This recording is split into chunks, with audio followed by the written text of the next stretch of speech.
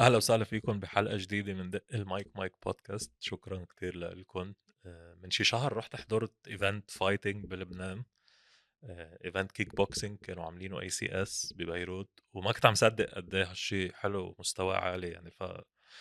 ويوسف عبود ضيفنا لليوم.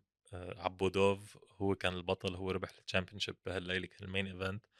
فحبيت استضيفه ونتعرف اكتر عليه وعلى الرياضة وعلى اي سي اس وعلى شو بيعملوا. فشكرا لكم فور تيونينج ان. كبسوا كبسة السبسكرايب، بنقدر هالشي. شكرا لكم وانجوي.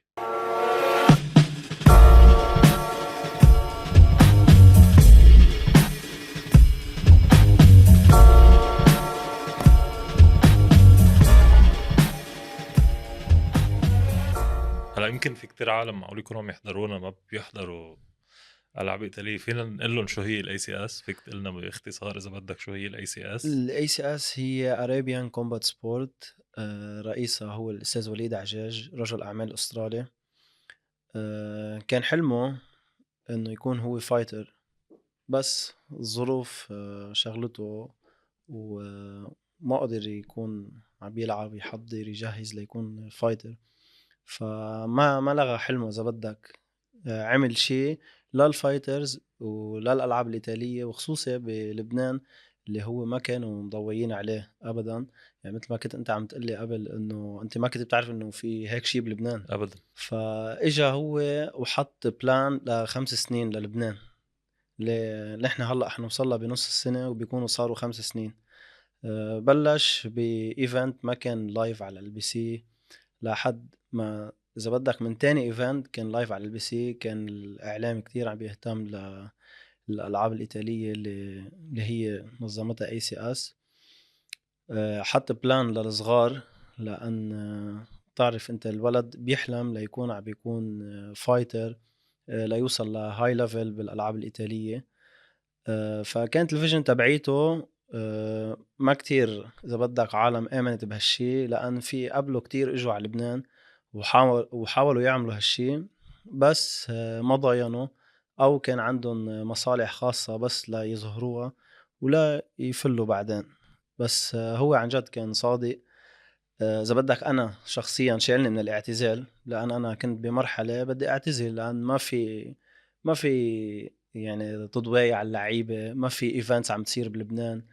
فكنت أنا مقرر روح على الاعتزال لحد أنا ما تعرفت على ACS وتعرفت على هالشخص اللي هو أستاذ وليد عجاج. شالنا من الاعتزال وانحطت هالبلان وآمنا فيها.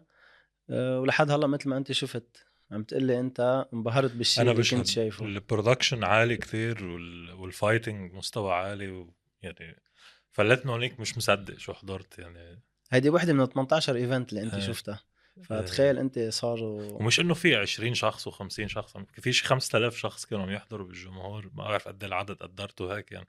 ملعب الباسكت كان هو مع العلم هيدي أقل مرّة بيكون فيها جمهور. جنون. أنت شُفت كيف كان الطقس ما آه. كتير مزبوط، شتِّت نهار، في عالم ما كتير ما قدرت تيجي. فهيدي من أقل الevents اللي بيكون فيها هالقد عالم، بس من أعلى المستويات. ما بس بتصير بلبنان، إذا بدك بالشرق الأوسط. أنا لعبان برّا بكذا محل، لعبان بيوروب وببلاد عربية وببلاد آسيوية. من أنجح الevents اللي فايت أنا ولاعب فيها هي كانت نهار لك السبت عم حس انه بلشنا بالأقصر. الحديث من الاخر. تعال نرجع شوي لورا. خبرني كيف بلشت تلعب فنون ايطاليه؟ كيف شو اللي دهاك على هيك موضوع؟ أنا الله يوجّه له الخير، والدي هو الcoach تبعي. فأنا بلشت ألعاب إيطالية من عمر 8 سنين. كان الوالد هو fighter وكان يدرب بوقتها. شغلته بلشت معه، كان يدربني بالبيت، يدربني بأيام العطلة. بعدين انشغل شوي بشغله. كنت عم بتسجل أنا بالgym وعم بيدربوني لحد شي قريب السنة، لحد ما رجع هو فضي واستلم كذا نادي وكنت اتدرب معه. أول fight لعبته بال2002، كنت ألعب kick boxing. اوف. لعبت ستايل شي اسمه semi contact أو الlight contact. شو يعني؟ اللي هو بالkick boxing في عندك كذا ستايل: semi contact، light contact، فول كونتاكت، والكي 1 اللي هو انت شفتنا كنا عم نلعبه. باللايت كونتاكت للصغار ما بيكون فيك عم تحط فول باور، تكون عم تلعب اذا بدك 50% الباور تبعك. ف من صغري انا السترايكنج تبعي كتير اجريسيف. لعبت كان عندي شي 8 مباريات لكون عم بعمل اول. ب5 مباريات كون انا عم بعمل نوك داون للفايتر اللي بوجهي بال 2002 كنت عمر 8 صغير. سنين. فاخذت وارنينج على كذا مره لحد ما خسرت ديسكواليفيكيشن، لان صار ينزل له دم وعملت له نوك داون هو ممنوع، فخسرت انا بالوارنينج. واو. فانا من وقتها بقول له للوالد انه ما بدي العب هاللعبه، انه انا بكون ربحان. ما كنت افهم كتير انه بالديتيلز تبعولها انه انا اكون ربحان، بس انه يخسروني لان قوات. هيك فانا كتير غريب هالشي تعلمه للولد انه صح، فانا بدي شيء اقوى من هيك. فرحت على المواي تاي اللي هي تاي بوكسينج. لعبت لفتره طويله. رجعت من 2002 رجعت تاني مره لعبت 2005 بطوله الناشئين. طلعت افضل لاعب بلبنان بالناشئين. من بعدها بسافر على قبرص، كانت اول مباراه انترناشونال لإلي. كمان بوقتها كان في فوق 200 لعيب على 3 ايام كنا عم نلعب بقبرص. كمان عملت افضل لاعب، وسحبت بمسيره طويله بالمواي تاي لحد ما رجعت قلبت على الكي 1. من 4 سنين لورا كان اول فايت لإلي مع اي سي اس، وكان عباره عن الكي 1. على اي عمر حسيت انه هالشي اللي بدي اعمله بحياتي هذا هو شغلي يعني؟ يمكن من اول انترناشونال فايت سافرته على قبرص. حسيت انه انا، لان بتعرف ولد صغير وسافر عم بيعمل فايت عم بيمثل بلده، يعني انت طالع منتخب عم بمثل بلدي. حسيت انه هذا الشيء كتير حلو. بنفس الوقت كتير مسؤولية انه انت طالع تمثل بيك ناديك، لان بس تطلع انت تكون عم تلعب عم بتمثل الكوتش تبعك. وانا هون يعني بمرحلة كان الوالد هو الكوتش تبعي، فمسؤولية كتير كبيرة. طالع تمثل ناديك، عائلتك، بلدك. فهيدا الشيء رسخ براسي، وخلص قررت انا انه اوكي، طلعت عملت افضل لاعب، عملت اول، بدي انا اكون عم سافر العب برا. ما كان عم بيهمني كتير العب بلبنان، بس بالنهاية انت بدك تكون عندك اماتشور فايت، بدك تكون اول بالمنتخب ببلدك كرمال تقدر تكون عم تمثل انت برا. فهيدا كان شيء من انا بصغير، من بعد اول انترناشونال فايت لإلي. والحمد لله من بعدها سحبت معي فترة طويلة، كون عم سافر بكذا مطرح، كون عم بلعب باسم المنتخب، وكون عم بعمل نتائج. أنا أول لبناني ل... بتاريخ الألعاب الإيطالية وبتاريخ الاتحاد للتاي بوكسينج بعمل ميدالية برونزية. انتبه، يعني العالم بتحلم تعمل الذهبية، بس أنا عملت ببرونزية بالبطولة العالم للنخبة، اللي هي بتجي أقوى منظمة عالمية للعبة المواي تاي. اوف. بيشارك فيها فوق 1700 لاعب على مدة 8 أيام، مختلف الأوزان كم أكيد مش فايت كلهم بتلعب؟ وزن. بدك لتعمل أول 8 فايتات تربحهم كلهم؟ تربحهم كلهم لتكون عم تعمل أول. يعني تخيل أنا ب5 فايتات لا قدرت أعمل برونزية. واو. فهيدا الشيء كان، إذا بدك كتبنا فيه التاريخ للبنان. ومن بال 2019، من 2019 لهلا ما في حدا لبناني عم بيقدر يقطع مباراة وحدة بالإليت، أو يكون عم بيقدر يعمل هيك ميدالية. بس تكون عم تسافر تلعب تمثل منتخب لبنان وهيك إنه بتكون عم تطلع مصاري بتقبض تأمن حياتك منها؟ لا أبدا، حتى بكون كتير من الأمراض طلعت على حساب الشخصي، أو أكيد بيكون اللي هو الوالد دعمني أو الوالدة، لحتى أنا شقت طريقي. وما في دعم للمنتخبات ولا شيء من هالموضوع. بلا ما نفوت بخبرية وزيرة الشباب والرياضة ما قد ما والموضوع حكيت فإشي له بهالبلد. عازي يعني. بس كنت عم تقلي انه بيك هو الكوتش اللي بدربك، بتحس هالشي بيكون عليك ادفانتج ولا ديس ادفانتج انه بيك هو انه في علاقة انه بي وابنه بس بذات الوقت في كوتش وفي تلميذ؟ صح، هلا هيدا الموضوع اكيد شوي بيركب ضغط لما انت تكون بي معي على الكورنر، لان اكيد بتعرف انت البي قديش بخاف على ابنه. فامرات بشوف بالتوتر بعيونه بصير انا بدي واسيه، وامرات العكس.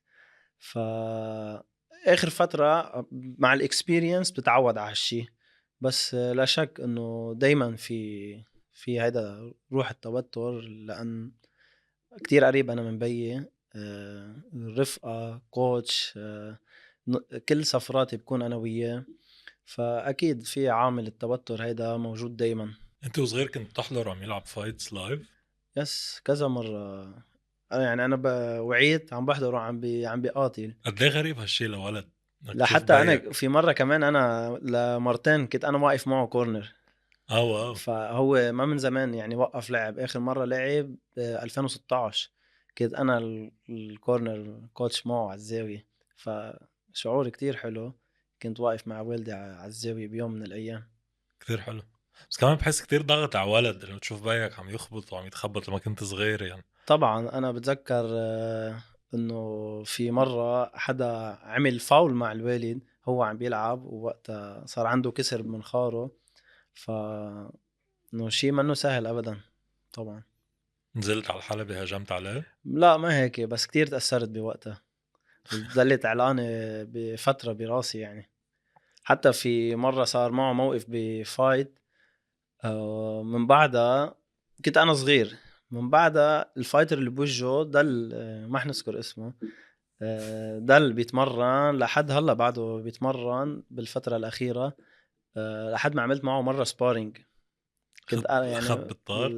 إذا بدّك إيه. كنت كتير aggressive واشتغلت معه بطريقة كتير عنيفة، لأ كنت عم باتذكّر الfight. أف. اذا بدك قول اسمه بركي الاي سي اس بيعملوا فايت بينكم هلا. ما بفضّل لأنه هو من غير اتحاد وغير لعبة. عم فكر كتير كنت بهالموضوع اليوم انه الواحد يكون بي ومعه انه اكيد إلها ايجابيات لانه بخاف عليك وبضل همه مصلحتك، بس في ضغط بيجي منه صح، يعني. بس بنفس الوقت لمّا يكون عم بيدربك حيكون غير أي coach، حيكون عم بيركّز بأصغر تفصيل لأنت تكون عم تقدر يكون عم بيعلي لك الlevel تبعك. وplus خصوصي لمّا يكون عندي fight وبنعرف الopponent تبعي، أكيد بيكون في دراسة للfighter اللي بوجهي، بيكون في strategy معيّنة. أكيد كل coach بيطّلع على الopponent تبع الfighter تبعه، بس ما بظن إنه في حدا متل الوالد بيكون عم بيدقق بتفاصيل الfighter اللي بوجهي اللي بكون عم بالعب معه. بيسهر بس عم بيحضر الfight تبع الopponent. آآ بيصير إذا بدك مهودس فيه. بيعمل لك هو الجيم بلان يعني. طبعًا.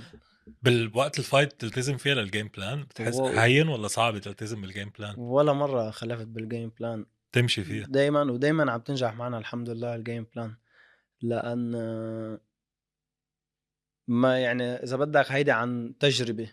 يعني شيء أنت أول شيء عندك ثقة 100% بالوالد، ثقة 100% بتحضيرك وبالبلان اللي محطوطة. انا حسب ما حضر الفايت حضرته يعني اخر فايت، بحس البلان كانت روح في ختله وجهه يعني هيك حسيت نزلت آآ وفتت عليه يعني كنت كتير سريع النوك اوت يعني. هلأ هو هيدا الfight له قصة صغيرة. هو ما بعرف إذا أنت عرفت أنا الوالدة كانت مريضة.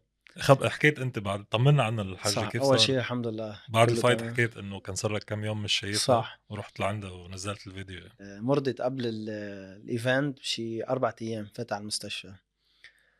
وما كنت عم باقدر أروح على المستشفى لأن بآخر أنت one week آخر week بالfight بتضعف المناعة تبعك، خصوصي إذا عم تنزّل وزن وهيك، فما عم تاكل مزبوط، فأكيد بتخاف طلعت شي فيروس، بدك تنتبه على حالك وهيك. والثائبت إنه الوالدة فاتت على المستشفى، فما كان عم بيخلّيني الوالد روح على المستشفى خوفًا إنه يكون ممكن تتعرّض لأي فيروس أنت بالمستشفى. صح.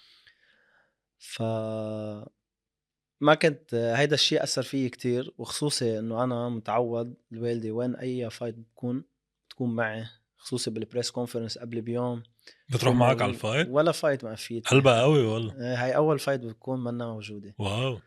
فبالpress conference على الface off بتكون موجودة، وإذا بدك أكتر حدا صوتها باسمعه بس تكون عم تشجّعني، لأن واو. بتعرف أنت قلب الأم.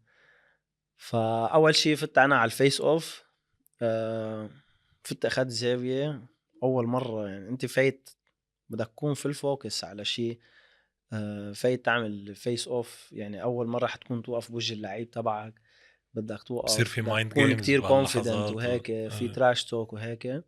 ففتت أنا على القاعة، خدت زاوية، بلشت أبكي لحد ما إجا الوالد وصار لي هيك يعني motivation إنه بدك تربح، فوت اطلع كون confident والتفاصيل.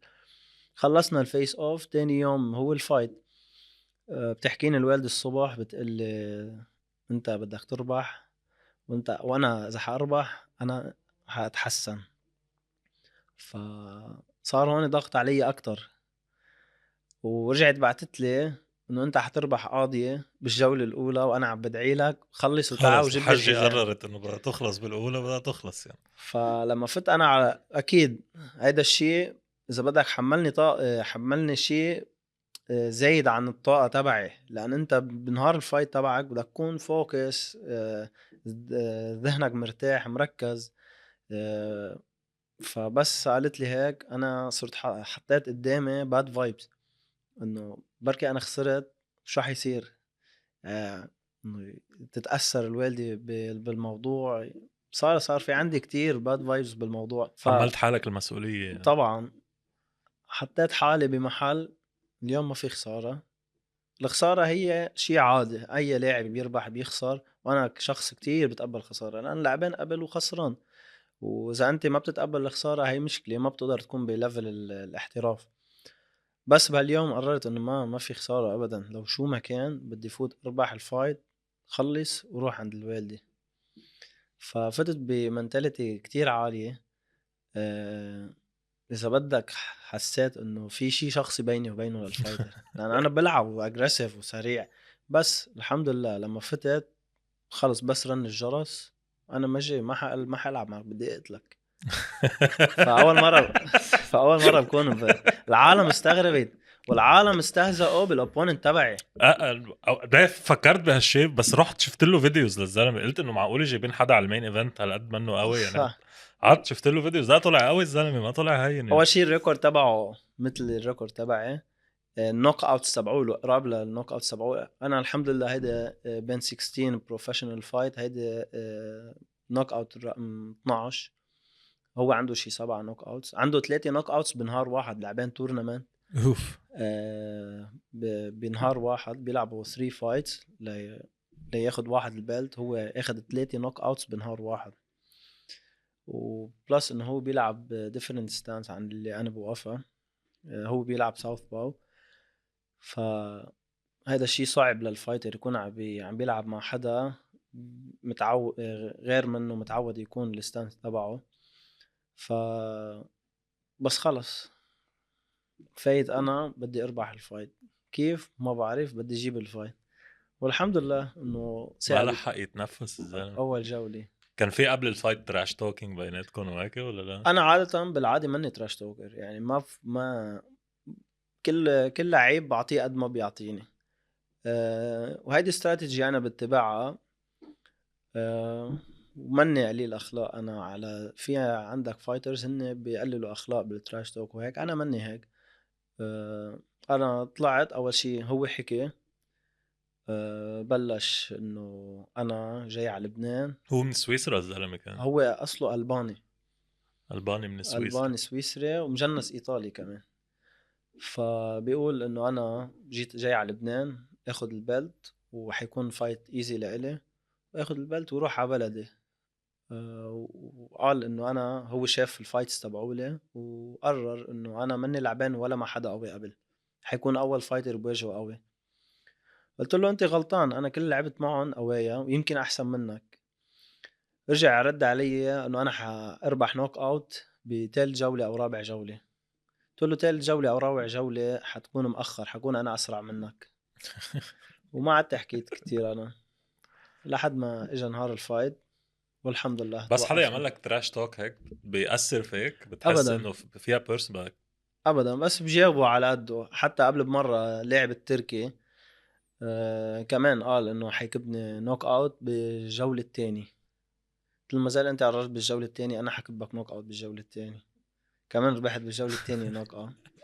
اللاعب الالماني وقت كنت عم بلعب معه مواي تاي، قال لي انه انت ما عندك ستيل مواي تاي وما بتعرف تلعب مواي تاي. فرديت عليه صورت فيديو عم بلعب باسكت. قلت له انا بلعب باسكت، صورت انه انا عم بلعب باسكت بس ناطرك بلبنان. ربحت عليه بعد 5 جولات، وكان ماتش كتير عالي. ربحت عليه ال5 جولات، خلصت رحت لعنده قلت له شو رايك بلعب باسكت ولا مواي تاي؟ صار يضحك، قال لي لا طلعت بتلعب مواي تاي. واو، تحب الباسكت؟ بحضر بس ما مين كتير. بتشجع؟ انا رياضي. حلو. انا حكماوي صرت. انا بجديد على فت على الباسكت آه. بجديد، بس عم حب فريق الحكمه يعني. هلا قويانين احسن من قبل. فريق الرياضي بتحسه انه عادي بيربح هيك انه. لا فريق كتير عالي. ايه، عشان انه بتحسه بيربح بدون اخر افرت اخر يعني. فترة يعني صاروا يحاولوا يخسروا حالهم بس ما عم يقدر يخسر. اه، بس لجمهور الحكمه بتعمل تراش توكينج يعني. لا ما عليه. ماشي. ما بأس. ليك انا كثير بحب اعرف مثلا كيف بتتمرن يعني. مثلا اذا ما عندك فايت كامب، هلا انت خلصت الفايت مثلا، كيف بيكون التمرين؟ انا خلصت الفايت نهار السبت بالليل، التنين رجعت على التمرين.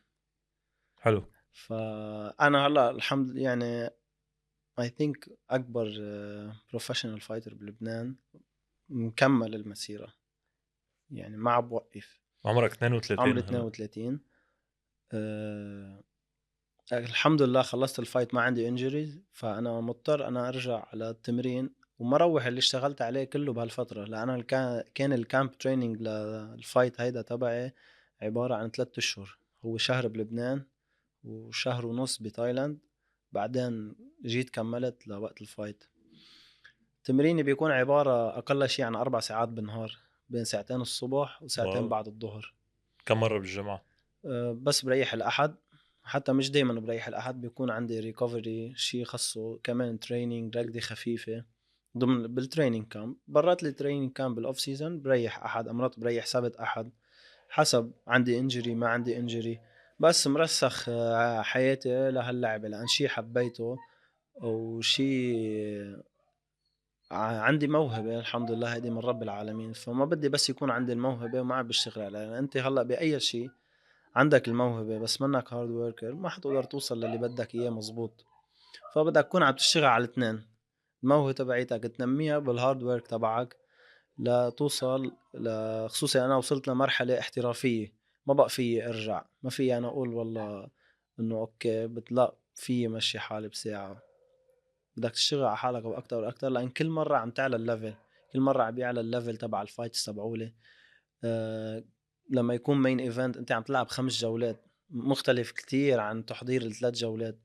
يعني لما تكون عم تلعب 3 جولات بيكون تحضيرك شيء، لما تكون عم تلعب 5 جولات تحضيرك شيء تاني. كيف بتحضر حالك يعني لتجهز حالك لهيك ستامينا؟ كيف تتمرن لتقوي الستامينا لتقدر تلعب 5 راوندز وتضلك بالخامس راوند بكامل طاقتك يعني؟ هيدا الشيء انا الحمد لله عندي فريق متكامل. ما بس انه في الوالد، في خيي، وفي عندي كوتش سترايكينج كمان بعد اللي هو علي مخزوم. عندي كوتش سترينث اند كونديشنينج، عندي الدايتيشن، عندي الفيزيو تبعي. فالتيم تبعي كامل، واذا بدك هن اكتر عالم بروفيشنال بلبنان وعم بيشتغلوا معي وعم بيساعدوني. لأ انت بتوصل لهالمرحلة ما فيك تعتمد بس على حالك وما فيك تعتمد على بس على السترايكينج تبعك. في لأن العلم عم بيتطور بكل شيء حتى بالألعاب الإيطالية. هاي الأشياء كلها تطورت بالتمرين تبعك الفيزيكلي بالسترينث. مثل ما بتقول الستامينا كيف لتقدر انت تكون عم تشتغل 5 جولات. الستايل القديم كانوا يعتمدوا مثلا بس على قصص السترايكينج، ما كان مثل الكونديشنينج اللي هلا بتشوفه. انت قلت لي بتحضر يو اف سي، اذا بتشوف الفايتر كيف بيحضروا شوف قبل وشوف هلا في عندك ماشينز تغيرت. صاروا هلا على دقات القلب بيركبوا ماكينات بتركلج حسب دقات القلب، انت بيشد انت بيرخي، مية هيك كثير في بالمية قصص متطورة صارت. حتى يعني انا بعتمد على الواتش تبعي، يكون الكوتش معي. هو عم بشوف امتى بريح امتى برجع بفتح، امتى بكون اكسبلوزيف امتى بكون سريع. قديش بالرياحة قديش عم بينزل الهارت ريت تبعي، قديش عم بيعلى بس كون بالسبيد بالماكس سبيد تبعي او بالماكس اكسبلوزيف بالتمرين تبعي. فهيدا شيء كله تطور وكله عالم تستغرب انه في منه بلبنان. يس في منه اللي هو الكوتش اللي عم بيشتغلوا معي واللي عم بيساعدوني اوصل لهالمرحله. إذا بتحب تقول اسمه واسم الجيم لحتى يعرفوا انا الناس يعني. بتمرن كونديشنينج بي اكس دي، كوتش امير سلوم. عندي الدايتيشن تبعي هي غيدة عبد النور، والكوتش علي مخزوم هو عنده جيم امباي مخزوم، والجيم تبعي هو كومبات زون اللي فيه الوالد وفيه خيي. يعني بس يقرب وقت الفايت، يعني بس تفوت بالكامب 3 اشهر، امتى بتعلي الانتنسيتي وامتى بتوطي؟ يعني مثلا هل قبل الفايت بتخفف الانتنسيتي لتحمي حالك من الانجريز او بالعكس؟ طبعا عشان هيك نحن بنبلش قبل بفترة طويلة. باخر 12 دايز من التريننج كامب هن بيكونوا اذا بدك اخف شيء بكون، لان انت هون بتكون خلصت من الهارد سبارينج الهيفي سبارينج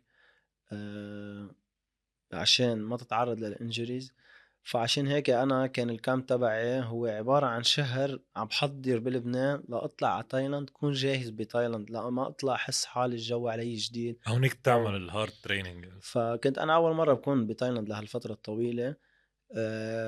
تايلاند كانت شهر ونص عبارة عن إذا بدك strength and conditioning وسبارينج اللي اعتمدته هونيك، لأن كنت من أقوى النوادي بتايلاند. اشتغلت مع أهم اللعيبة لحتى وصلت لمرحلة إنه أنا الفايتر اللي حألعب معه ما حيكون أقوى من هالسبارينج بارتنرز اللي كنت عم بشتغل معه، لأن كنت عم بشتغل مع عالم سفاحة إذا بدك.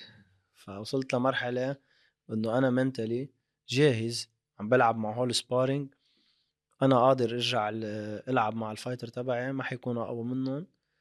وهيدي المنتاليتي اللي فت فيها. شو رايك بهالموضوع؟ لانه في فايترز بيقولوا انه، يعني بس بسمع ماكس هولوي باليو اف سي بيقول انه بطل يعمل هارد سبارينج لانه صار يحس انه ولا شو. شو صح. رايك بهالموضوع؟ بتحس مفيده ولا مضره؟ او امتى بتصير مضره وامتى بتصير مفيده؟ أنا برأيي الشخصي إنه لما تكون عم تعمل هارد سبارينج في مطارح، خصوصي لما يكون قرب الفايت، ما في يكون عم تشتغل عليها بطريقة هيفي.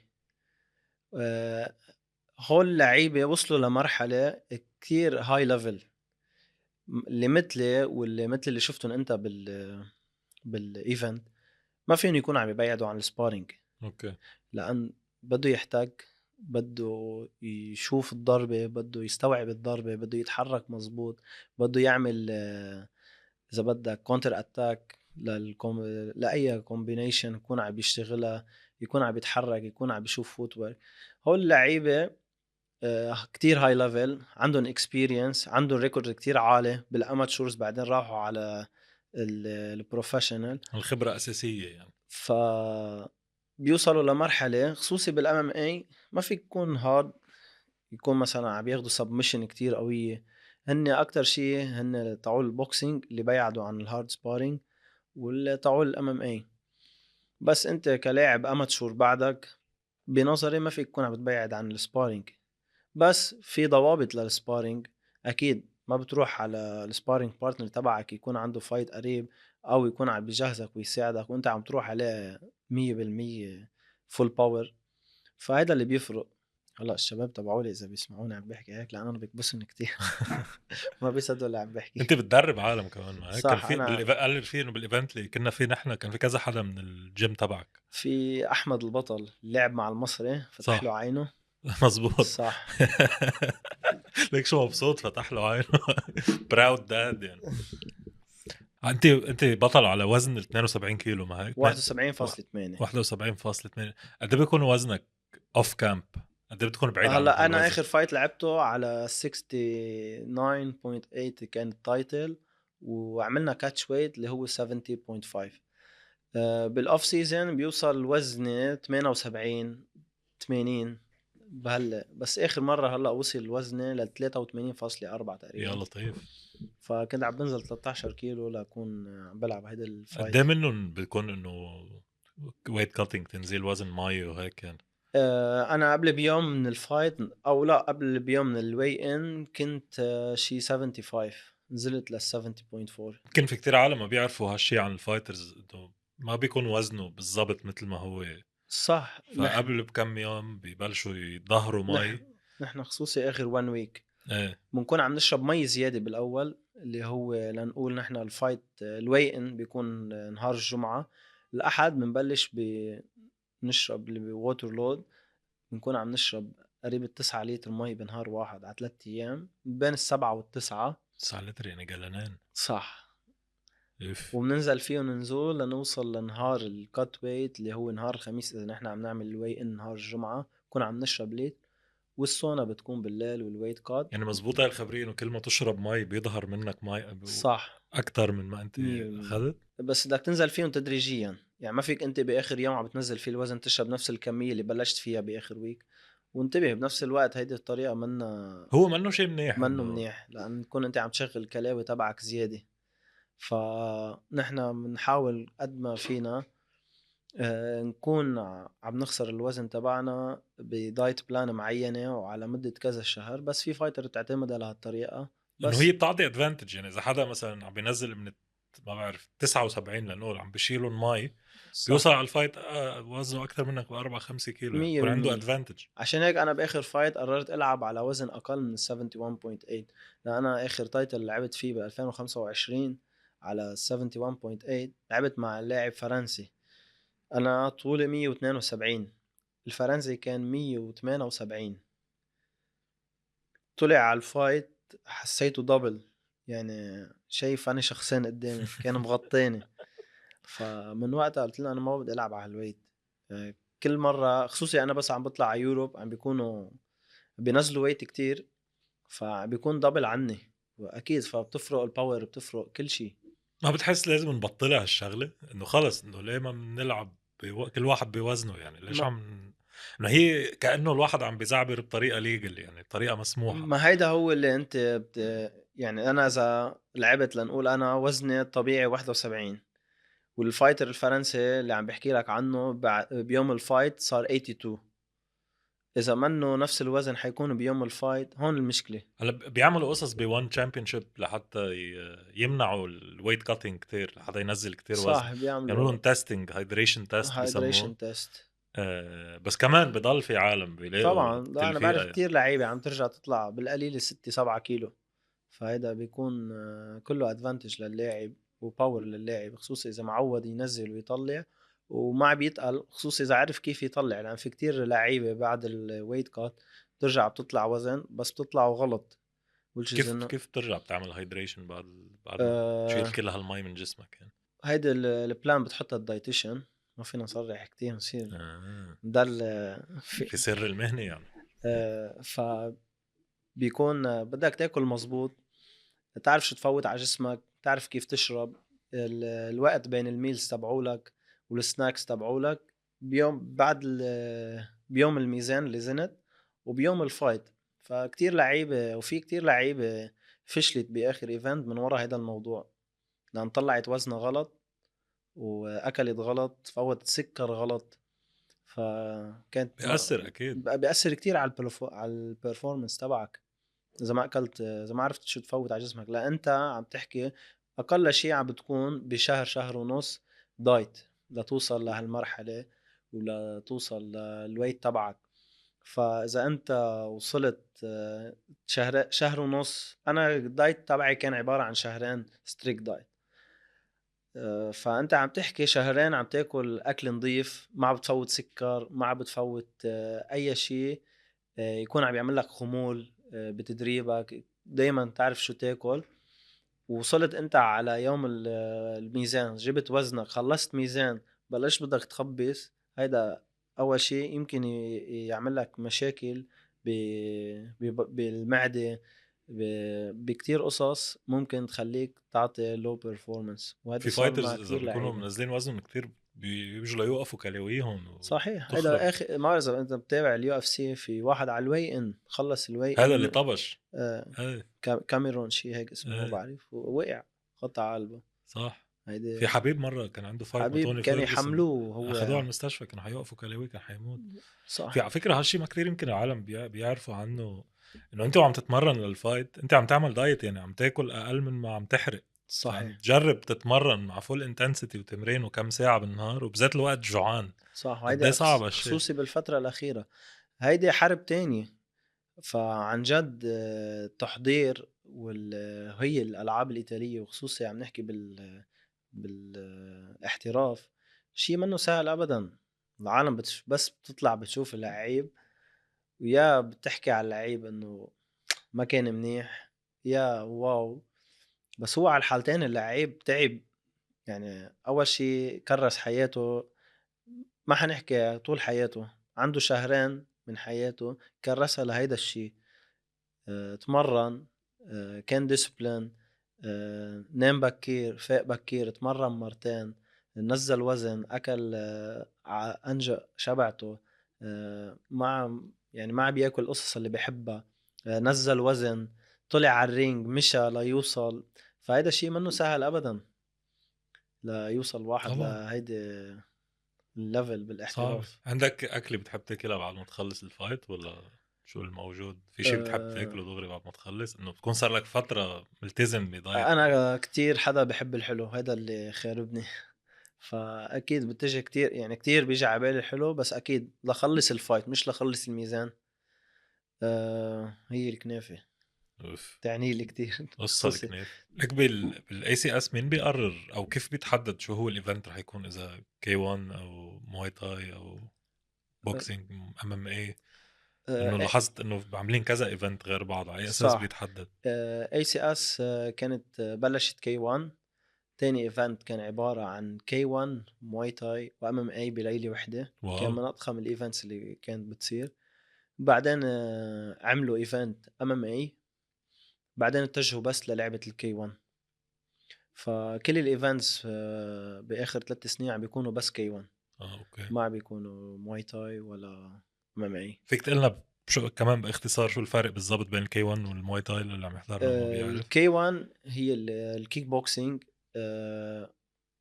ما فيك تكون عم تعمل البو، ما فيك تعمل هولد للكيك، ما فيك تعمل كلينش اللي هو تعمل كلينش وتعمل نيز. بالمواي تاي فيك تكون عم تعمل هولد للكيك، فيك تكون عم تعمل كلينش، وفيك تكون عم تعمل البوس. هذا اللي بيفرق بيناتهم. فصعب بقلب الفايت، صعب عليك اوقات انت بتكون لما بتتدرب كل شيء انت بتكون، فصعب عليك بالفايت اوقات انه؟ يمكن مرة، لا ولا مرة طلعت باك فيست كانت مانا مسموحة بالكي 1 بعدين سمحوها.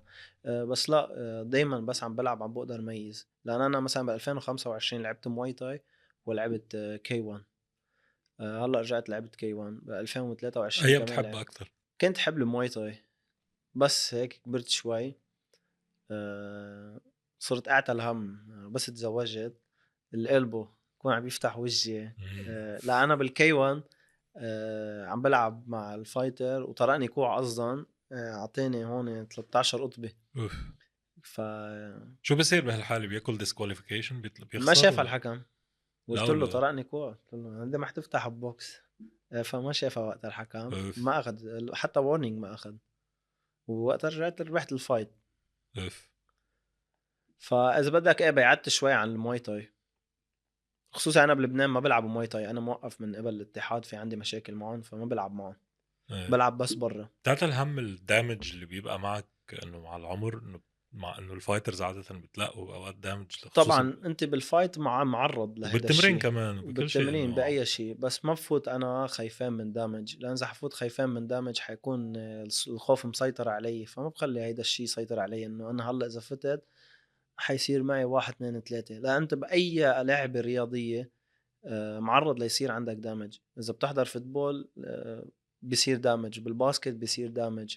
ايه هلا الاصابة انه شيء طبيعي بحياة الرياضة، بس حتى انه بس بالفايتنج خصيصا في هذا الدامج بيجي مع العمر، يعني صح بتحس انه. ممكن يأثر معك لبعدين، ما بفكر بهالشي، لأن إذا أنت عاقل إذا بدك بتفكر مزبوط ما بتلعبها للعبة.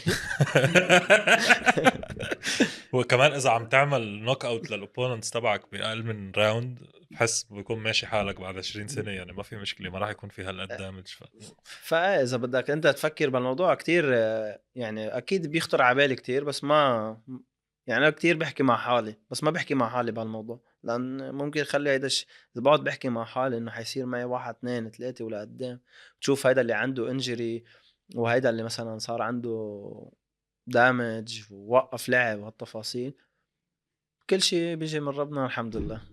طب بتفكر بالدامج اللي انت عامله لغير عالم لفايترز؟ بتحس بيأثر فيك هالشيء او خلص هي اللعبة اللي انت معود عليها يعني؟ لك ما كتير فكر بهالموضوع ده. أنا كمان معرض ليصير معي، وأنا نازل مرتين نوك أوت، فهذا الشيء أنا معرض له كمان. فما بفكر بالطريقة، خلص فكر إنه ربحت خلص بتخلص هون يعني، ما بحملها. نوك اوت كانت او تكنيكال نوك اوت؟ لا أنا مرتين نازل نوك أوت كانوا كتير قوية. شو مع العلم شو الشعور لحظة اللي ما تفيق بتحس بشي بس تقوم ولا شيء، ما كأنك لا. فايق من النوم؟ لا ما بتعرف شو صار معك أنت. تتذكر الضربة وشو صار ولا؟ لا، في مرة نزلت نوك داون هاي بتتذكر، بس النوك أوت المزبوطة اللي نزلتها ب 2016 ما بتذكر يعني. بتذكر فقد بس، وما كنت غفيان، كنت مكرز لأن كنت سامع صوت الوالدة، فتلت لساني قولوا لها أنا منيح، قولوا لها أنا منيح، قولوا لها، بس هيك. اوف. لأن كانت وراي ونزلت عمايلتها، واخر صوت كنت سمعته قبل ما انزل هو صوته، فكنت عم بقول لهم قولوا لي انا منيح، وعم بعيد واو. عم بعيد نفسها. ومره كمان اكلت نية بتايلاند، نزلت كمان ما خفيت، بس خلص ما عرفت شو صار. شو بيعملوا بالايفنت بس هيك بياخدوك على المستشفى؟ مش دايما، حسب حسب الحالة. حسب الدامج تبعك. ولا مره رحت على المستشفى بسبب نوك اوت، لان دغري انزل امشي من بعدها، حتى ما بيكون عندك وجع. يعني انا نزلت نوك اوت من هون، قطع الاكسجين على دماغي، اه. ومره بالتشين تبعي. اوف صعبة. في قصة بيخبرها يو اف سي فايتر كامارو اوزمان انه اكل نوك اوت وبعدين عمل انترفيو بعد الفايت وكل شيء، وهو بيتذكر انه فاق بالمستشفى. يعني كل شيء عمله بعد الفايت صح. بعد ما اكل النوك اوت ورجع قام وحكى مع العالم وكل شيء، ما بيتذكر شيء منهم يعني. انا اللي صار معي بعد النوك اوت بتايلاند انه انا طلعت فليت بتاكسي موتو. تشوف نحن قديش الاتحاد بيهتم والمنتخب، وانا كنت اللعيب الوحيد يعني. خلصت الفايت بدل ما يهتموا فيه انه انا نازل نوك اوت وعندي دامج، يعني ما عرفت شو صار عطوك على معي. الموتوسيكل. انا لحالي رحت اخذت تاكسي ورحت بالموتو. كان بده آه. مني 150 بات، اللي هن عبارة عن قريب $7. انا وصلت تحت الاوتيل كنت اعطيه $50، اوف. اللي هو عبارة عن 1500 بات. انا بثابت انه ماني مصرف قبل ما اظهر غير $50. فطلعت على الاوتيل، كيف انا صرفت عشان ما يضيع معي المصاري، صرفت عادي. أه برجع بتذكر انه هيداك كتير كان منيح، وكان حيبوسني ويبوس لي ايدي. عم بقول ليش كان هالقد كان حاببني، لأن أعطيته $50. هذا مش عارفك اكل نوك اوت يعني، هو مفكر انه انت كريم بس يعني. 100%. انت عم تكرمه يعني. كثير حلو كل شيء. كثير حبيت كثير حبيت انه هالشي بلبنان عم بيصير بلبنان، انه هالمستوى بتشوفه على التلفزيون بس ما فيك تشوفه لايف. انا كلبناني ما في روح احضر يو اف سي يعني، لا بيعطونا فيز ولا صح. فينا ندفع يعني المبالغ تبعهم. فكتير كتير حلو انه هالشي بلبنان. مع العلم انه ما بس كانت اي سي اس بلبنان، اي سي اس عملت باسبانيا برشلونة، عملت بالسنغال، وعملت بالمانيا. فغيرت النظرة للألعاب الإيطالية ما بس بلبنان، بكتير بلدان. و عم تحكي انت بشي كنا نحلم نشوفه بلبنان. ف عن جد. في عندك اذا بتعرف جلوري، ايه. انا باكد لك انه كان الاوبننج والايفنت هيدا منه صاير بالجلوري او باعلى المنظمات. من الاوبننج لحتى يمكن تشوف اعلى بالمستوى الفايتس والتفاصيل، ما بقول لك لا. بس نحن حنوصل له هيدا، واوريدي بلشنا نوصل له بلبنان بالهاي ليفل. وانت قلت لي انه كنت استغربت انه شفت في عنا هيك لعيبه بلبنان. عن جد. بعد هلا حتشوف بشهر 5، بشهر 7، بشهر 9، وبشهر 12. وكل هيدا الليج على 5 ايفنت، عم تحكي 4 اوزان. في عندك وزن بلشوا هن بال 61 او 60، وبال 71.8. بشهر 5 حيكون الليج تبع الوزن ال 81 وال 64 ونص. حتشوف بعد غير ليفل، غير لعيبة. كل مرة حتكون عم تشوف وجوه جديدة، حيرجع يصفوا بعض اللي لعبوا بشهر 1 اللي شفتهم. حيرجع يكون النهائي بشهر 12. شو بيربح اللي بيوصل على النهائي وبيربح؟ اللي حيكون بشهر 12 هو حيكون عندك 5 تايتلز اوف، لاي سي اس بليلة واحدة بليله واحده، 5 بيلتس. يا باطل. فتخيل يعني كل الليج حيكون الفاينل تبعه اللي هو ال 71 60 وال 64 وال 81، وفي حيكون سوبر فايت انا حكون عم بلعب ضد مين حتلعب؟ ضد فراس عيد؟ بالمبدأ ان شاء الله. شو فحيكون خبريته هالفايت؟ عم نسمع حكي انه بلش يصير في شوية زكزكات انا وتراش وفراس توك. لان نحن اصحاب و... وبنخدم، انا عسكري وهو عسكري وبنخدم مع بعض. فبلش الفايت كان حيصير المنظمة بدها الفايت. الفكرة انه انا اخدته للفايت وقبلين بالفايت. فراس ما كان بده الفايت، بعدين اضطر انه ياخده الفايت. كنت انا من اول مرة بعمل تراش توك بس انه على الخفيف. محط بموقف فراس انه صار شو قلت انت؟ بده يقبل الفايت. قلت عنه اوفر ريتد. وهي يعني كانت بلشت مسحة اوفر ريتد لحد ما يلعب معي ويبرهن انه منه اوفر ريتد. انا الحمد لله بعتبر انا على الكاتيجوري تبعي نمبر 1 بلبنان. وصرت صار كذا حدا سألني على السؤال، بقول له انا النمبر 1. اذا حدا عنده غير هيك بيطلع يلعب معي على الرينج، ما بدنا بس نحكي. فهيك بلش الفايت، والفايت حيكون بشهر 12 ان شاء الله. اوكي، هالايفنت بشهر 12 حيكون قصة يعني، حننزل نحضره. طبعا هلا بدك تصير تتابع، لان اكيد هلا اجباري. صارت خصوصي هي الفكره اللي اجوا فيها الليج كانت كتير حلوه. يعني في عالم اول مره بتحضر صار بدها تعرف مين حيربح هلا بالنص نهائي.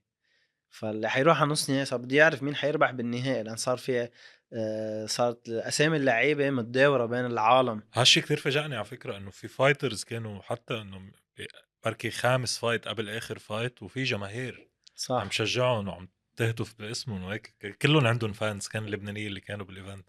ليك لان اي سي اس اجت بنت جمهور كمان لكل لاعب. كل لاعب اجا وبرهن حاله وورجى المستوى تبعه. صار عنده فانز، صار عنده صار في عنده واجهة جمهورية تجي تتابعه، بدها تشوفه حيربح، بدها تجي تدعمه. وهون انا بوجه تحية كتير للجمهور تبعي اللي دايما مواكبني باي مباراة عم بتكون لإلي، لان هني كمان داعم اساسي. يعني انت لما تكون على الرينج تسمع صوت العالم، يعني انت في مراحل من بالفايت توصل انه انت تعبان عن جد ما بقى قادر تعطي، بس في صوت تسمعه هذا الشيء بيدعمك. بصير يعني انت تخيل جمهور بكامل عم بيعيط لك. قد ايه بتكون مركز مع الجمهور انت وبالفايت، انه سامع صوتهم هن وعم بيهيصوا ويشجعوا؟ في شغلة الحمد لله عندي اياها، بقدر افصل اسمع صوت الوالد او الكوتشي اللي معي على الكورنر، بس بدي اخد الصوت من الجمهور قادر اتصرف بهالشي. فهيدي ما كل حدا عنده اياه، هيدي الشي كتير صعب.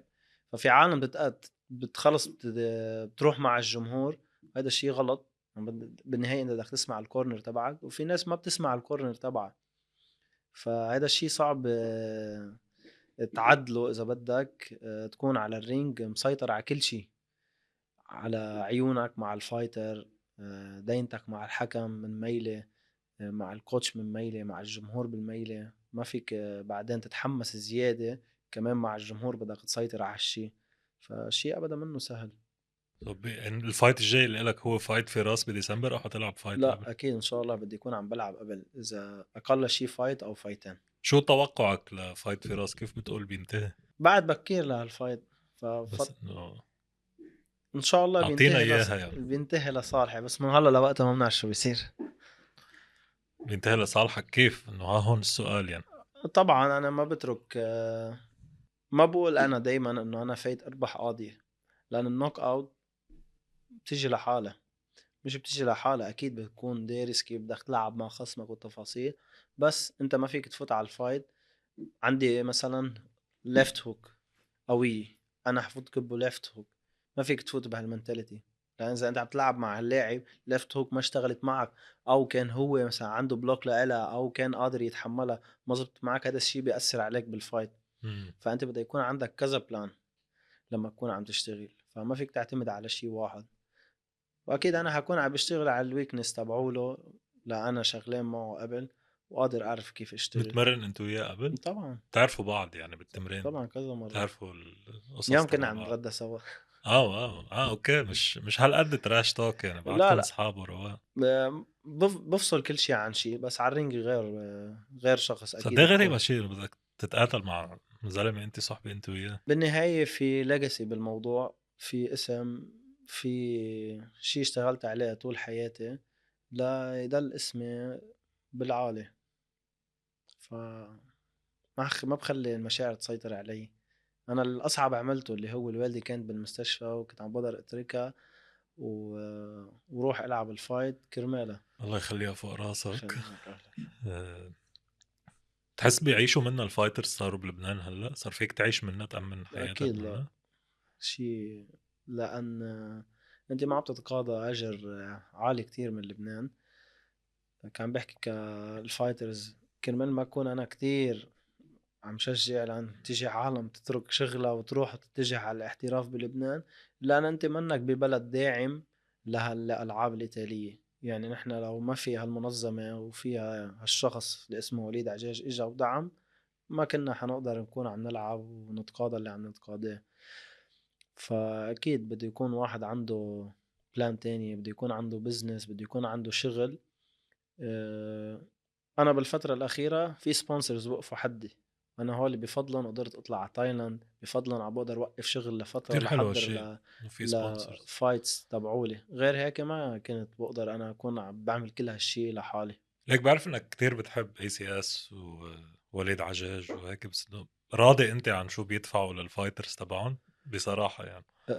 طبعا، لان انت بلش يوصل، ما عم نحكي نحن على البونس اللي بيتقاضوه مثلا بالمنظمات برا. انت ما فيك تقارن بأرقام اليو اف سي أكيد طبعا، يعني. بس في ارقام وصلت مثل الجلوري، مثل غير منظمات. في واو. عم نحكي كبيرس فايت، كلوكل، كقيمة الفايت اللي عم تلعبه. بالنهاية انت ما عم تلعب مع فايتر عنده 250 مباراة وانت عندك بس 10 و15 مباراة.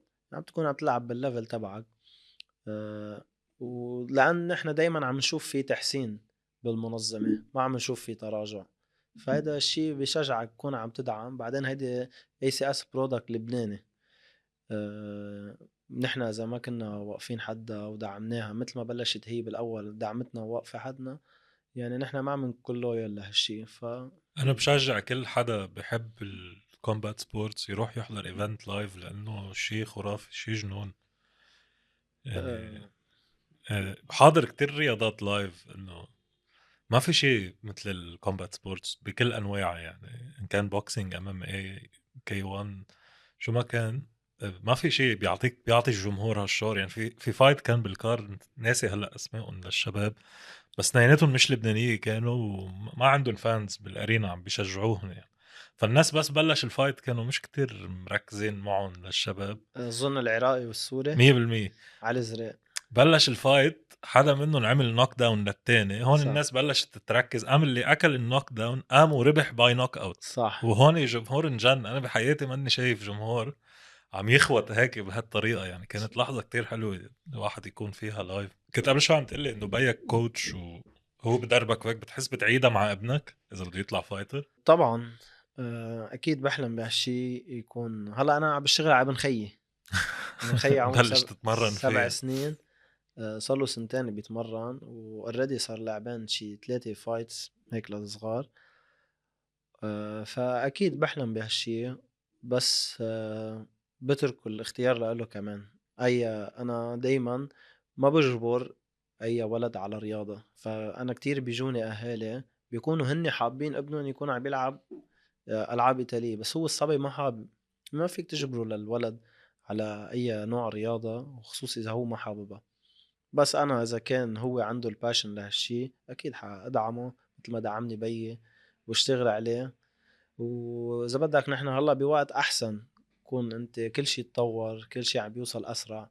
كون عم بيشتغل عليه لوصله لليفل احسن من اللي انا عليه. اوكي، لتعمل هالشيء انه بدك ترجع انت بشو قطعت وتشوف انه قصص تحسنها وتطبقها بقى. ففيك طبعا تخبرني عن شيء مثلا انتبهت انت انه يا ريت لو ما تصرفنا بهالطريقه، مثلا بركي عملتوا شيء غلط بعمر المراهقه او هيك، هو انت وعم تكبر، فهالشيء ما راح تعيده مع ابنك او ابن خيك مثلا، اذا في شيء هيك بيخطر على بالك. كفايت يعني ولا حيلا شيء هيك عم فكر بالموضوع، انه اذا في شيء انه انترستينج هيك انه. بتعلم من انا عندي فايت اخذت كنت عم بلعب على تايتل كتير مهم.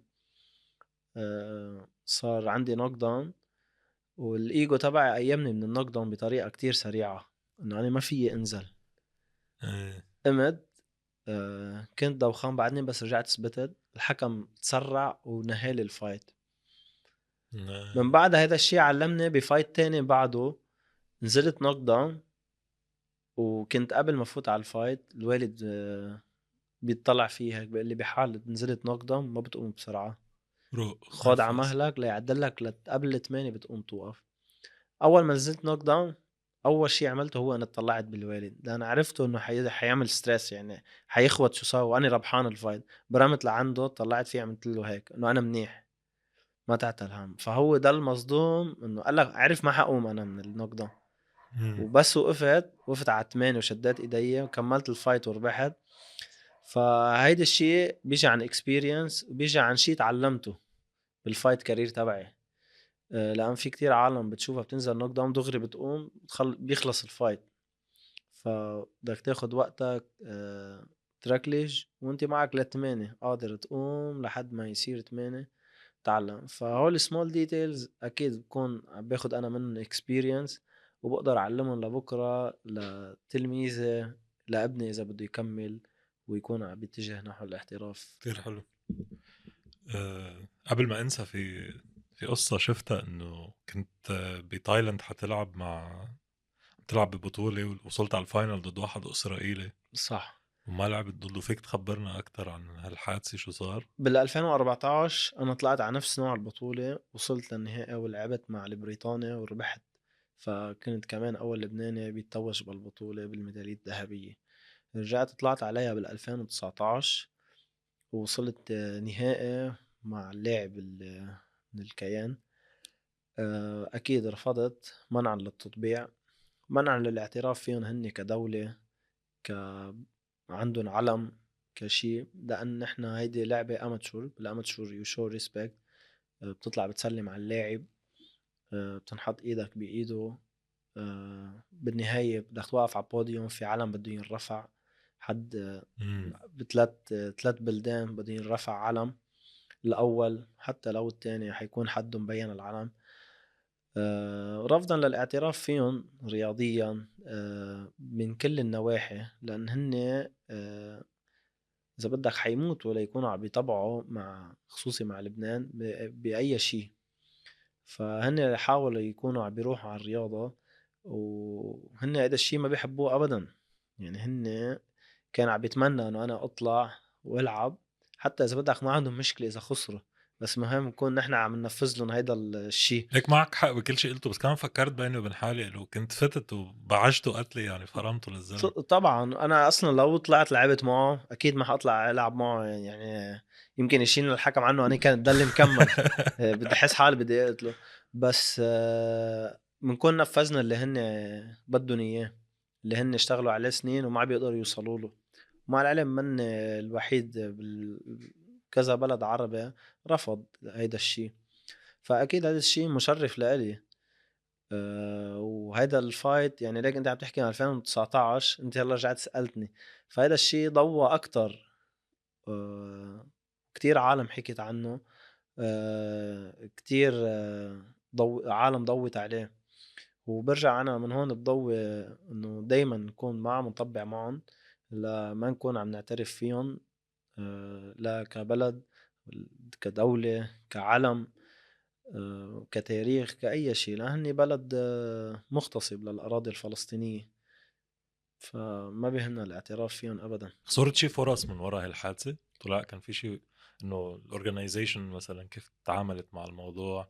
بالعكس أبدًا، حتى هن رجعوا منعون تاني يوم ييجوا. وقفوا معك يعني. آآ مش إذا بدك مش المنظمة، الجو. آه، ضامن كان في العراقية، في الأردنية، كان في الفريق الفلسطيني. ما إجا على الpodium وأنا كنت عم باطلع على الpodium، أنا عم باتوّج. واو! فهن خافوا شوي من الوضع. نحن قرّبنا للنهاية.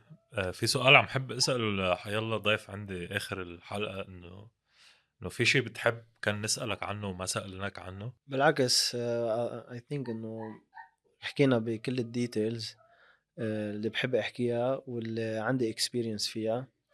باتمنى إذا أنت عندك سؤال حابب تعرفه أكتر عن الألعاب القتالية كون عم ساعدك فيه، أو كون وصلت لك كل الديتيلز اللي حابب تعرفها عن الشيء اللي حكينا عنه. شكرًا كتير إلك، انبسطت أنا فيها لهالحلقة، منعيدها بالمستقبل بس يكون عندك شي fight تاني، وأهلا وسهلا فيك وشكرًا للي عم يحضرونا.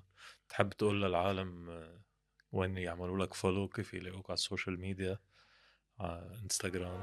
أنا على الإنستغرام اسمي عبودوف، وعلى الفيسبوك هو يوسف عبود. شكرًا كتير يوسف، وبالتوفيق بالfight الجاية، تصبحوا على خير. باي. ثانك يو لك على الاستضافة. أهلا وسهلا.